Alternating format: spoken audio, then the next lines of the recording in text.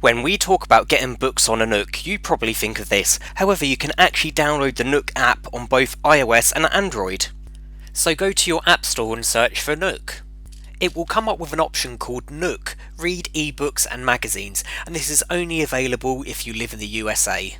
Once installed, it will appear on your home screen. Click on the icon when it appears. If you don't have a Nook account, click on Create Account. Next, put in your details and then click Submit. Accept the terms of service and then put in your credit card details along with your address. You'll get a few welcome screens, but you can just dismiss these. Click on the magnifying glass at the top right and type "hate to want you." You'll get an image that looks like this. Please click on it and then click on pre-order and then confirm.